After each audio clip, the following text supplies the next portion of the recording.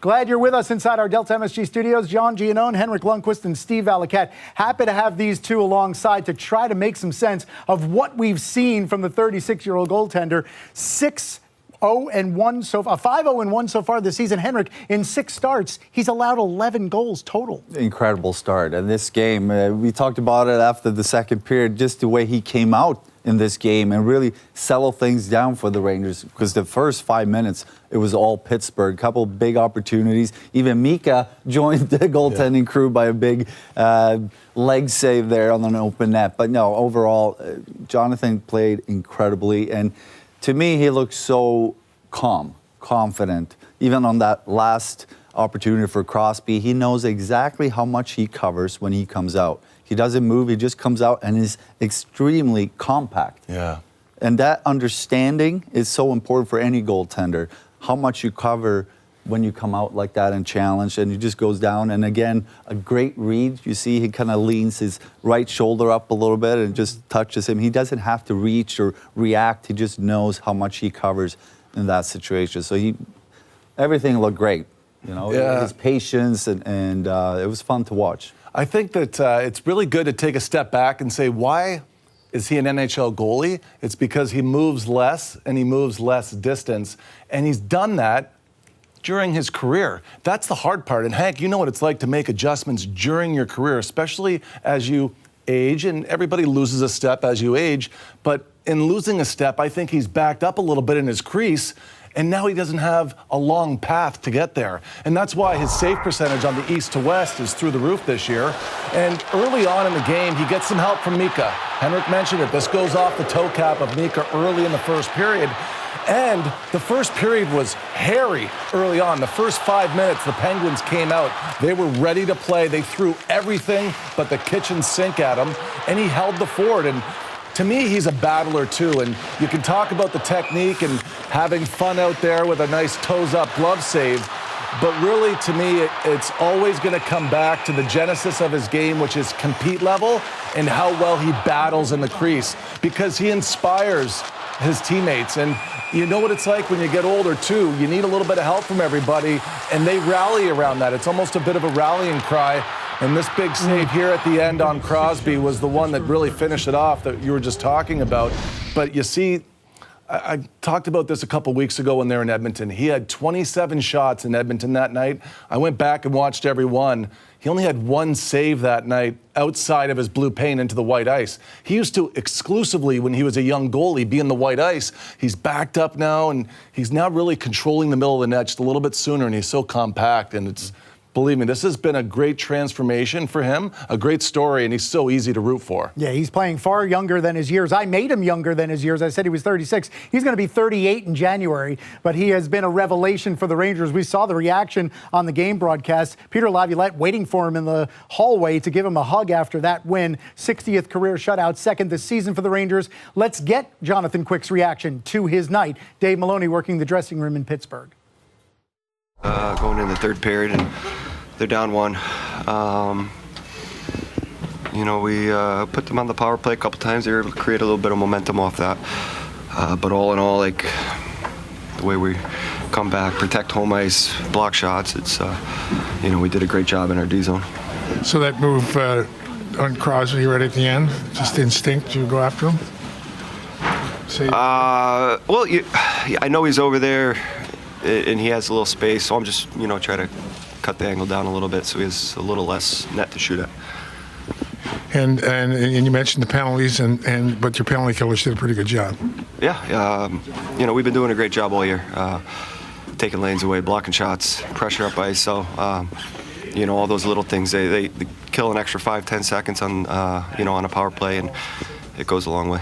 Jonathan, the one time when they got the puck in the net in the first period, some of your glove was off, and they went right to the referee. What did they tell you on that?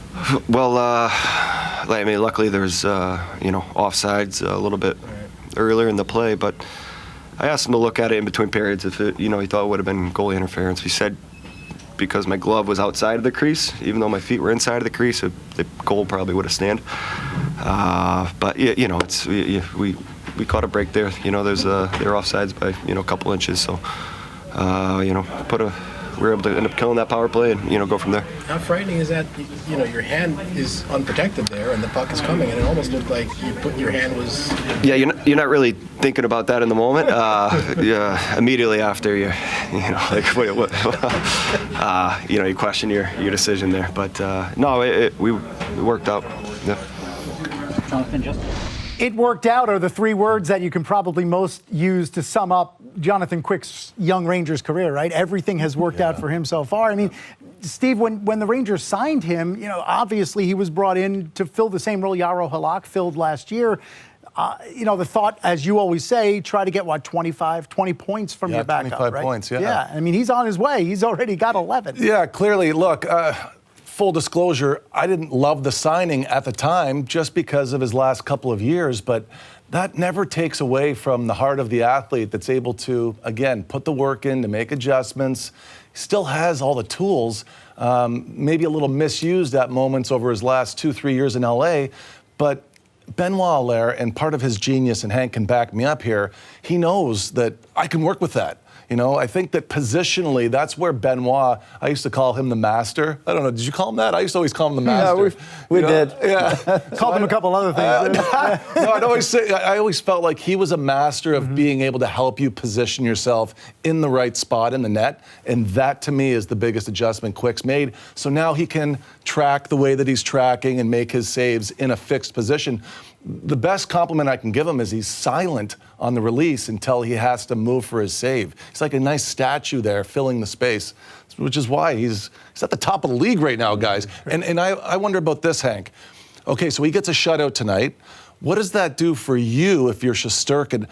Does it motivate you? Does it help? Or what is that like? Because Henrik backed me up 4 times when I had shutouts. I don't know how it made him feel. Did you even know he did that? Yeah. Did that happen? No, but does that change anything? Like, does it motivate you? I got to go out there now and put up a donut.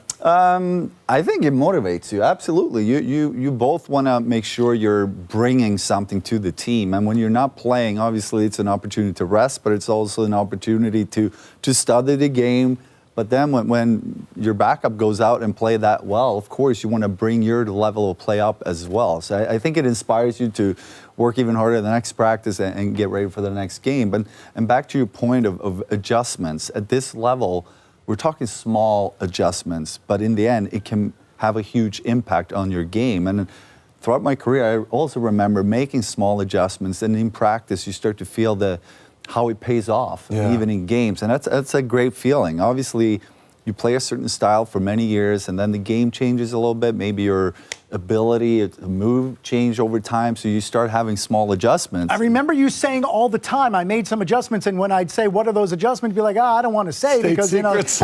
What is the state secret? What kind of a small adjustment would be made to make that much of a difference? Well, we're talking about how much you challenge, right? That was one of the things sometimes you wanted to bring it back a little bit to make sure, and that was one of the things I saw tonight with Jonathan too. A lot of times they had those opportunities coming cross eyes, kind of like the last one, and he's there on his feet, and that's very hard to do if you're over challenging the shooter. Yeah. But instead of sitting back and then explode to that pass and get out and face that shooter, especially when you go east to west, that's a big thing, and stuff like that. If we're talking like, instead of coming out an extra couple inches outside the crease, bring it back a little bit. That was something we talked a lot with Benny. Yeah. Hey, I have a quick story if we have time. Do we have time? Go ahead. Okay.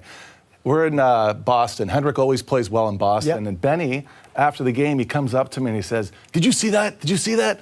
And Henrik, I guess, he had told you before the game to raise your glove a little bit higher because Boston was scoring frequently in the upper part of the net for the previous couple weeks.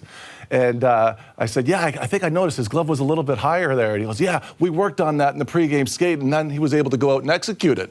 And he was really enamored with the fact that you were able to take that information and bring it into the game that day. And I laughed afterwards because, Benny never said that to me.